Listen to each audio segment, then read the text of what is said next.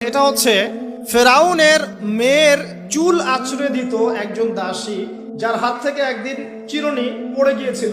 সে বলেছিল বিসমিল্লাহ বলে চিরুনি উঠিয়েছে, উঠে আবার আচড়ানো শুরু করেছে। এখন এর মেয়ে শুনে ফেলেছে বিসমিল্লাহ বলে উঠিয়েছে। সেই মেয়ে ফেরাউনকে বলল যে আপনাকে বাদ দিয়ে এই দাসী আরেকজনকে ইলাহ মানছে। তখন সেই দাসীকে গ্রেপ্তার করা হলো। তুমি কার উপাসনা করছো, কার ইবাদত করছো? সে দাসী বলছে আমি এক আল্লাহর ইবাদত করি। কে আল্লাহ? যে আল্লাহ আমাকে সৃষ্টি করেছেন, যে আল্লাহ আমার রব, যে আল্লাহ আপনারও রব। ফেরাউনকে মুখের উপর বলে দিল। এবার ফেরাউন তাকে ধরে বলছে ফিরে আসো তোমার মতাদর্শ থেকে, না হলে তোমাকে জীবন্ত আগুনে পুড়িয়ে মার। কি বলছে? আগুনে পুড়িয়ে মার। তো সে ফিরে আসে না। তখন ফেরাউন দেখলো তার সন্তান সন্ততি আছে কিনা। সন্তানরা আমাদের সফট কর্নার না, সন্তানকে ডেকে আনা হয়। দুইটা বাচ্চা, দুইটা কি তিনটা বাচ্চা।